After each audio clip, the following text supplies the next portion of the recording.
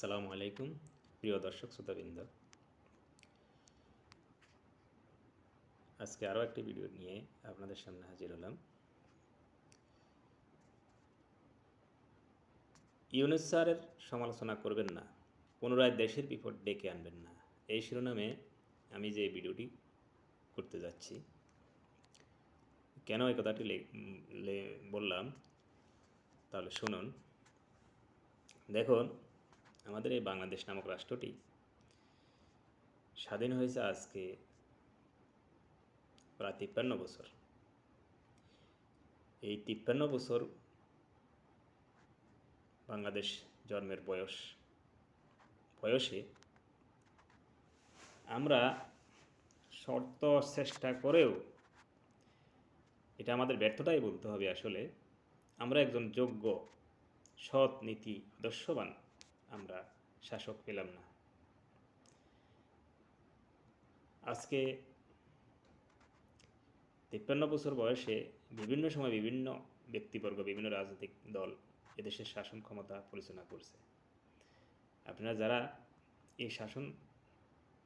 এদের শাসন পরিচালনা দেখছেন, আপনাদের যাদের ভিতরে অন্তত মানবতা আছে বা আপনারা বহির্বিশ্বের সম্বন্ধে মোটামুটি খবর রাখেন, তারা তো অবশ্যই আপনারা শেখ মুজিবের শাসন কীরকম ছিল, তারপরে জিয়াউর রহমানের শাসন কীরকম ছিল, বেগম খালেদা জিয়ার শাসন কীরকম ছিল, এবং সর্বশেষ বিগত ১৫ থেকে ১৬ বছর সাবেক প্রধানমন্ত্রী শেখ হাসিনার শাসনামল কীরকম ছিল সেটা আপনারা অবশ্যই দেখছেন। তো এগুলা দেখার, যারাই দেখছেন, যারা দেখেন নাই বা যারা ছোট বুঝেন না, তাদের জিনিসটা আলাদা, তাদের ব্যাপারটা আলাদা, তারা হয়তো অতটুকু অবলোকন করতে পারবে না। কিন্তু যিনারা দেখছেন, আমার প্রশ্ন হলো, ওনারা কেন ইদানিং আমি দেখছি বিভিন্ন বড় বড় বুদ্ধিজীবী নামধারী বিভিন্ন বড় বড় রাজনৈতিক দলের প্রভাবশালী নেতা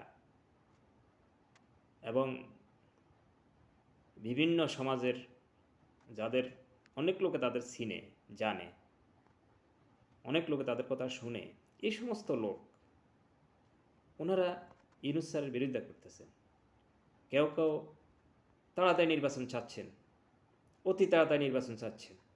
কেন রে ভাই, অতি তাড়াতাড়ি নির্বাচন কেন চাচ্ছেন আপনারা? কি কারণে? আপনাদের কি সমস্যা?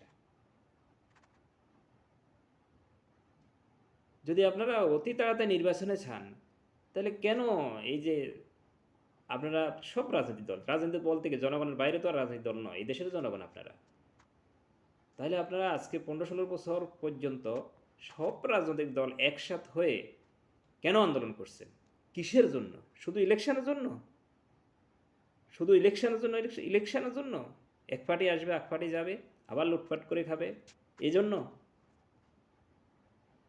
তো যদি এই জন্যে হয়, তাহলে তো ১৫-১৬ বছর যা হয়েছে আবারও সেই একই রকম, একই কথা হবে, একই সিস্টেম হবে। আমরা তো এটা চাই না, আমরা সাধারণ মানুষ এটা চাই না। বর্তমানে প্রত্যেক রাজনৈতিক দলের ভিতরে, প্রত্যেক রাজনৈতিক দলকে ভোট দেয় কিছু কিছু লোক আছে একদম নেয়ারেস্ট রাজনীতি, ওরা ওই আমলিক ছাড়া কিছুই বুঝে না, বিএনপি ছাড়া কিছু বুঝে না। আবার প্রত্যেক দলের ভিতরে কিছু আপনার ঘুষখোর, দুর্নীতিবাজ, টাকা পাচারকারী, সন্ত্রাস, টেন্ডারবাজ আছে, নাই যে এমন কোনো কথা না, সবাই জানেন এটা। আবার ওদের পাশাপাশি ভালো লোকও আছে, বুদ্ধিমান জ্ঞানী ব্যক্তিও আছে, বিবেকবান লোকও আছে। আমি ওই বিবেকবান লোকদের কথাই বলছি। ওনারা কি একটা কথা চিন্তা করছেন যে আমরা এত রক্ত, এত ধ্বংসযজ্ঞের বিনিময়ে আমরা এই, অনেকে তো বলে না আমরা এটা দ্বিতীয় স্বাধীনতা পেয়েছি, তাহলে আমরা এই দ্বিতীয় স্বাধীনতা পেয়ে একটা দেশ যদি স্বাধীন হয় তখন কি থাকে? আপনারা আপনাদের বিবেককে প্রশ্ন করুন তো। একটা দেশ স্বাধীন হলে ওই দেশটা তো কিচ্ছুই থাকে না, সব ম্যাসাকার হয়ে যায়। তখন ওই দেশের তাৎক্ষণিকভাবে ওই দেশে যিনি শাসনভার হাতে নেন,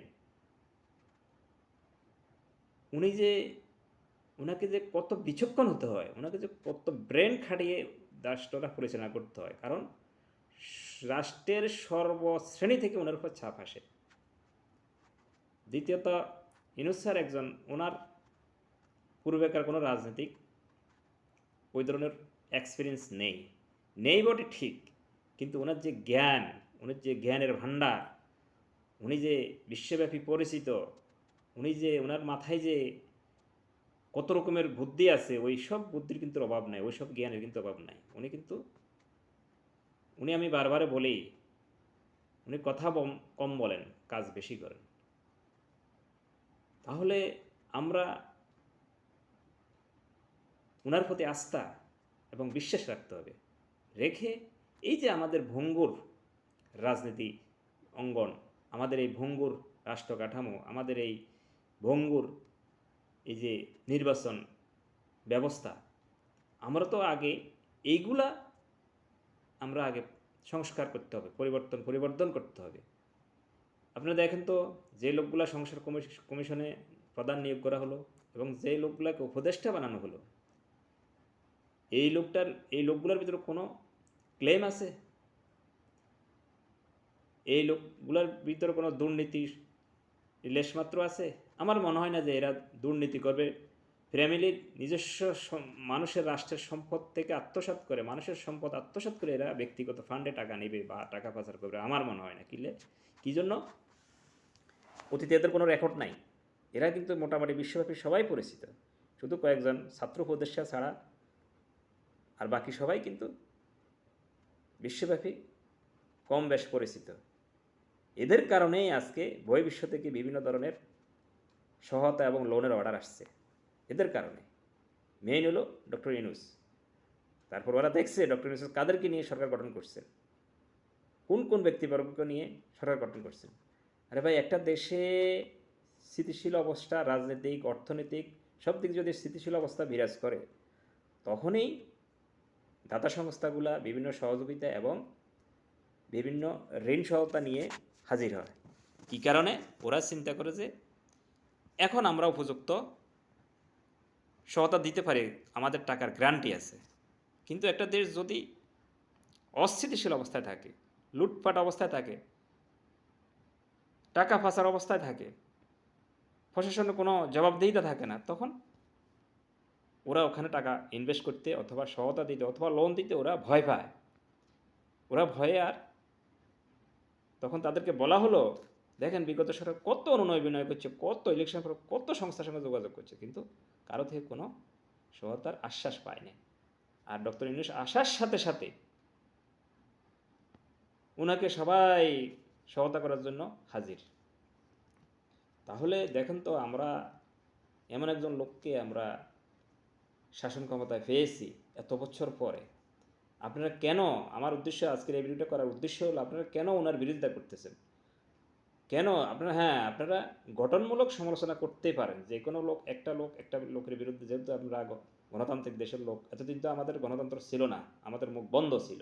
এখন যখন আমরা শত শত প্রাণের বিনিময়ে যখন আমরা স্বাধীনতা ভোগ করতেছি, স্বাধীনতা পাচ্ছি, সব জায়গায় আমরা নিজের মত নিজে প্রকাশ করতে পারতেছি, তখন আপনারা অবশ্যই করবেন, গঠনমূলক সমালোচনা করবেন। কিন্তু এমন কোনো কিছু করবেন না যে ইউনূস সরকার উপর চাপ সৃষ্টি হয়। উনি ভুল বুঝে হয়তোবা উনি যদি রাষ্ট্র পরিচালনা ভুল করেন, তাহলে আবার এই বাঙালি জাতির কপালে আবার কালো মেঘ জমে আসবে, পুঞ্জীভূত হবে। আপনি দেখেন, আসলে কিছু কিছু মনীষী বলেন বা কিছু কিছু পণ্ডিত বলেন অথবা বিশেষ জ্ঞানী, যারা অনেক দিক সম্বন্ধে জ্ঞান রাখে, এবং তদ্রূপ ইসলামিক চিন্তাবিদদের মধ্যেও কিছু কিছু লোক আছে মহাজ্ঞানী, ওনারা কিছু কিছু আন্দাজে অনুধাবন করতে পারেন। তাদের মধ্যে ধরো অনেকে আছে এরকম। আমি একজন লোকের কথা বলি, যেমন যিনাকে পুরা বাংলাদেশের এবং পুরা বিশ্বের লোক কোরআনের পাখি হিসাবে চিনেন, উনি হলেন আল্লামা দেলোয়ার হোসেন সাঈদী।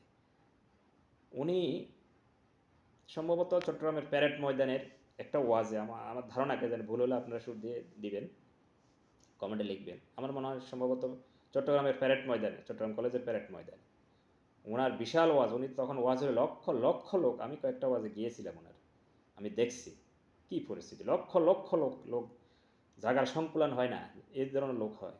তখন ওই ধরনের ওই সময় একটা ভাষণে তিনি বলছিলেন যে আমি দেখতেছি পূর্ব আকাশে কালো মেঘ জমছে, এই জাতি যদি আপনারা সংশোধন না হন তাহলে ঘন, হ্যাঁ এই ধরনের একটা কথা বলছেন, মানে ঘন অমাবস্যার চাঁদ দেখছেন উনি উনি বলছেন যে এই জাতির কপালে দুঃখ আছে, আপনারা সতর্ক না হলে এই জাতির কপালে দুঃখ আছে, এই কথাটা বলছিলেন। এই একটা কথা বলছিলেন। আবার আরেকটা কথা বলছিলেন বর্তমান সাবেক প্রধানমন্ত্রী হাসিনার উদ্দেশ্যে একটা কথা বলছেন যে আপনারা এইভাবে বড় বড় ইসলামী চিন্তাবিদদেরকে আপনারা অ্যারেস্ট করে নিয়ে ফাঁসি দিতেছেন, ফাঁসির হুকুম করতেছেন, এদেরকে হেনস্থা করতেছেন, দোষী নির্দোষী সবাইকে আপনারা এইভাবে আপনারা অ্যারেস্ট করতেছেন। আপনারা দেখে নিন, এমন একদিন আসবে, এমন এক সময় আসবে, আপনারা দেশ থেকে পালানোর জন্য ইঁদুরের গর্ত খুঁজে পাবেন না। এ ধরনের একটা কথা বলছে, যাকে আমি কথাটা হয়তো গোছাই বলতে পারি না। ইঁদুরের গর্তের জায়গা পাবেন না, এই কথাটা তো সত্য। আরও তো উনি সুন্দর করে বলছে বুঝাইয়া। দেখেন কত বছর আগে উনি বলে গেছে কথাটা, আজকে আপনারা কি দেখলেন?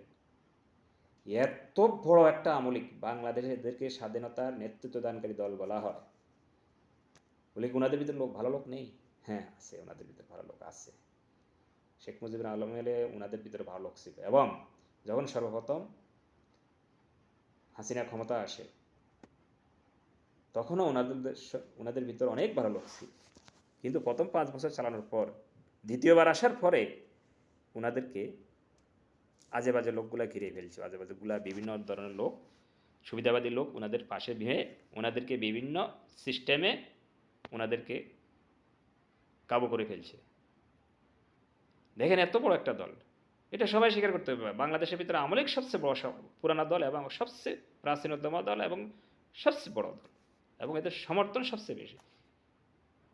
1991 সালের সবচেয়ে ইলেকশনকে সবচেয়ে এই যাবৎকালের ফ্রি এবং ফেয়ার ইলেকশন বলা হয়। ওই ইলেকশন ওনারা 40-এর উপরে পার্সেন্ট ভোট পাইছে, বিএনপি সম্ভবত 36% মতন পাইছে, কিন্তু সিট বিএনপি বেশি পাইছে, পাওয়ার কারণে জামাতকে কোয়ালিশন নিয়ে এরা সরকার গঠন করছে, কিন্তু আওয়ামী লীগ পারে নাই। কিন্তু আওয়ামী লীগ মনে 80 বা 85 ফিট পাইছে, কিন্তু ফাইলে কী হবে, ওনারা সিট কম পাইছে কিন্তু ভোট বেশি পাইছে। তখন যদি কিন্তু রাষ্ট্রপতি শাসিত সরকার হয়ে যেত, কিন্তু আওয়ামী লীগ তখনই আওয়ামী লীগ ক্ষমতা নেয়। এই কথাটা বলছি এই জন্য, এই ধরনের একটা রাষ্ট্র, এই ধরনের একটা রাজনৈতিক দল আজকে কোন পজিশনে গেছে দেখেন, কোন পজিশনে গেছে? অতি দম্ভ টিকে না কখনো। আজকে ওনাদের নামটা, আওয়ামী লীগ নামের দলের নামটা লওয়ার মতো কোনো লোক নেই। ওনাদের প্রধান যিনি, উনি আছেন দলের কোথায় আছেন কেউ বলতে পারে না, ভারতে কোথায় ফেলাই আছেন কেউ বলতে পারে না। ওনাদের যে ভাগা ভাগা নেতাগুলা, যারা বলছেন কিয়ামত পর্যন্ত আওয়ামী লীগ ক্ষমতা থেকে কেউ নামাইতে পারবে না, ওনারা আজকে কোথায়?